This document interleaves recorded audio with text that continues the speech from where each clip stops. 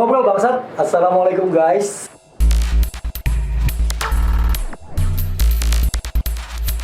Ketemu lagi kita di Ngobrol Bangsat. Ngobrol bareng Satria. Kita kedatangan bintang tamu nih ya. Seorang mahasiswa semester akhir ya. Semester 6, belum terakhir. Masih muda. Masih muda. Kita bakalan ngobrolin pasar modal. Buat kalian-kalian yang masih bingung sebenarnya pasar modal itu apaan sih? Apakah pasar kaget yang ada di depan Jalan Darussalam atau pasar kaget yang ada di pasar tani gitu ya? Apa nih pasar modal? Jadi simpelnya sih pasar modal itu sama aja kayak pasar biasa, cuman barang yang didagangin itu berupa surat-surat berharga kayak saham, obligasi, reksadana gitu. Pasar modal itu ya guys. Tapi kita kenalan dulu deh. Ini ada Mas Rakata Ramadan. Iya. Mas Rakata Ramadan, boleh deh dikenalin dulu. Oke. Jadi nama saya adalah Rakata Ramadan. Saya semester 6 jurusan Hukum Ekonomi Syariah di UIN Raden Intan Lampung.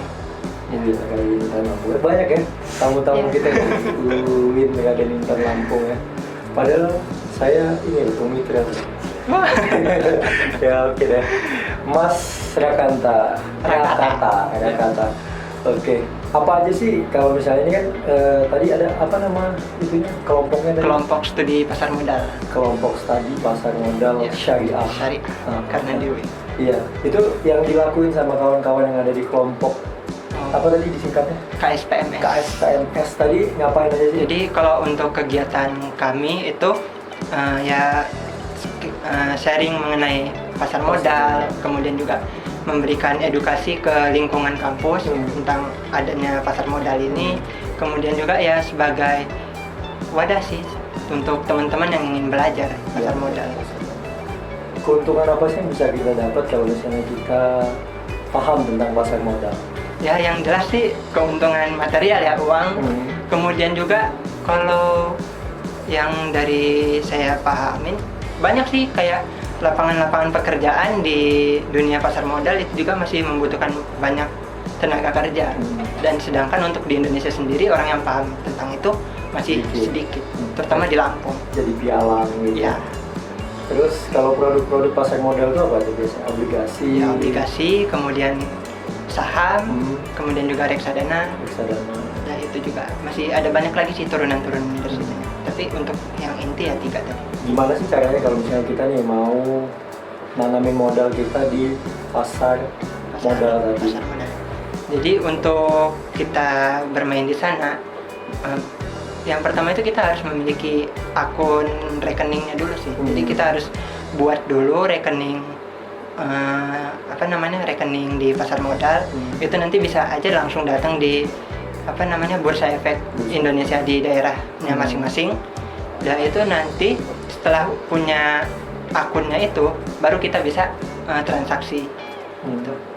Untuk produk obligasi dan sejenisnya gitu ya, seperti saham dan lain-lain, itu kan kalau sekarang nggak sesulit dulu ya, kalau misalnya harus langsung datang ke Bursa Efek ya. Kalau nggak salah juga di bank-bank swasta juga udah banyak yang bekerja sama untuk mereka menjual produk berupa obligasi. Iya, udah banyak sih, udah enak. Untuk sekarang ini ya, udah semudah gitu ya. Nggak seribet yang dulu. Jadi apa nih bedanya berinvestasi dengan produk-produk konvensional seperti deposito, tabungan dengan yang di pasar saham, pasar modal sendiri? Kalau bedanya sih, kalau kayak di deposito ya, kalau dibandingkan dengan saham, keuntungan dari deposito dengan saham itu beda jauh. Beda jauh. Lebih jauh banyak banget. mana nih? Lebih banyak di saham sih. Iya. Tapi resikonya juga lebih tinggi gitu. Iya. Kayak sekarang nih lagi merabak corona nih. Iya. Ya, harga-harga saham yang ada di sana justru turun. lagi pada turun gitu. Kesempatan buat beli gitu ya. Nah, untuk strateginya nih, untuk kita yang mau main di pasar modal nih, tuh tunggu dulu sebelum kita strateginya ya, kapan harus beli, kapan harus jual. Minimal kita harus, kalau misalnya kayak deposito itu kan 50 juta, 100 juta, 500 juta itu kan sudah bisa gitu. Kalau minimal angka atau budget yang harus kita siapin kalau misalnya kita mau main saham itu? Nah, ini juga salah satu kenapa sih saya sangat tertarik sama saham itu. Jadi dengan uang 5.000 itu kita sudah bisa beli saham. Satu slot. Satu slot. Itu Apa satu lot? Satu lot ya, Iya. hitungannya lot ya. Jadi mulai dari 5.000 dan untuk saham paling tinggi itu sekitar cuman 5 jutaan lah. Masih bisa dibilang murah banget. Untuk harga saham paling tinggi hari ini? Paling tinggi sih setahu saya itu ada di sahamnya Gudang Garam ya. Gudang Garam. Itu kalau sekarang nggak update sih saya kalau untuk sekarang. Nah, untuk kalau tadi nama KSPMS tadi, KSPMS sendiri apa sih yang diedukasi dari KSPMS ke Kalau teman-teman mahasiswa? Ya mengenai apa sih itu pasar modal, kemudian bagaimana praktek kita untuk terjun di pasar modal itu seperti apa. Dan itu juga ya menghilangkan stigma-stigma mengenai kalau pasar modal itu susah atau pasar modal itu cuma untuk orang-orang yang beruang gitu sih. Gitu ya. Kegiatan-kegiatan apa aja nih yang pernah dilakuin sama teman-teman? Ya yang pasti kayak edukasi seminar. Dan itu juga ada juga kita memberikan edukasi ini tuh melalui perlombaan. Jadi lomba apa tuh? ada yang namanya itu lomba Beli saham. beli saham juga ada perlombaannya. saham. Dan itu juga ada kita namanya itu permainan stock lab. Nah jadi kita itu bermain menggunakan kartu. Nah kartu itu merupakan simulasi pasar modal itu sendiri. Jadi kayak kenapa sih harga saham ini bisa naik, kenapa bisa turun. Nah itu ada di permainan itu dan itu juga lumayan mempermudah orang. Untuk meminimalisir risiko kan berarti orang-orang harus paham juga ya untuk menanamkan modal di pasar modal. Hal-hal apa aja sih yang perlu diperhatikan sebelum kita membeli suatu saham? Ya yang jelas kalau kita mau investasi harus tahu dong perusahaan yang kita investasikan ini gimana keadaannya. Gitu ya. Iya.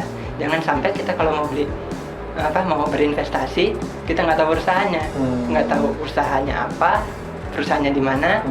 Ya itu sama aja kayak kita beli kucing di dalam karung. Dan itu juga kita harus tahu bagaimana prospek dari perusahaannya, keuntungannya gimana tiap tahunnya, utang-utang perusahaan juga gimana. Itu sih modal utamanya. Nah untuk mengakses itu semua kita bisa dapat informasi dari mana? Oh kalau untuk soal data-data itu bisa dibuka di idx.co.id. Di situ lengkap semua terkait dengan informasi saham yang mau dibeli tadi. Udah mulai berinvestasi di saham belum nih Mas? Udah. Mas Kata. Sudah merasakan keuntungan atau justru pahit nih gara-gara kemarin masalah corona nih? Saya selamat dari wabah. Selamat. Ya, selamat. Selamat dari wabah. Tapi untuk saham-saham yang dibeli gimana? Kalau untuk saham-saham yang dibeli sih turunnya signifikan atau? Ya, signifikan banget sih. Sangat signifikan anjlok. Iya. Kalau biasanya turunnya landai gini, ini turunnya ke bawah banget ya. Jadi apa-apa saja sih sebenarnya yang mempengaruhi harga saham itu anjlok? Ya kayak apa ya, pendapatan dari perusahaannya ini menurun, itu bisa juga. Dia itu juga kayak isu-isu wabah seperti ini itu juga mempengaruhi kondisi suatu negara. Itu juga mempengaruhi banget. Dia itu juga politik juga sangat mempengaruhi. Banyak sih, segala aspek bisa mempengaruhi harga saham. Tapi selama ini sangat menguntungkan atau enggak bermain saham? Sangat menguntungkan sih. Sangat menguntungkan. Iya. Jadi jangan ragu lagi ya. Ya jangan ragu. Belajar tentang investasi di pasar modal ya. Iya. Karena memang lagi digiat-giatkan ya. Karena setiap perusahaan yang sudah aksesnya terbuka ya atau TBK itu kan mereka pasti menjual sahamnya gitu ya. Dan justru kalau saya melihat ya ini salah satu cara untuk memeratakan ekonomi masyarakat. Sulit nggak sih sebenarnya kalau kita mau jual saham itu, misalnya udah punya saham nih, ada momen yang bagus, misalnya rate-nya lagi naik terus, nah itu sulit nggak untuk jual saham? Oh, kalau itu sih nggak sulit. Nggak sulit ya? Iya. Pasti ada saja yang mau, apa kita lemparnya ke bank atau bisa langsung people to people? Nah, jadi kalau untuk kita bertransaksi itu ada aplikasinya. Nah, jadi melalui aplikasi itu nanti kita tinggal kalau misalkan mau beli ya tinggal cari nama sahamnya apa, dan itu klik aja beli. Oh gitu.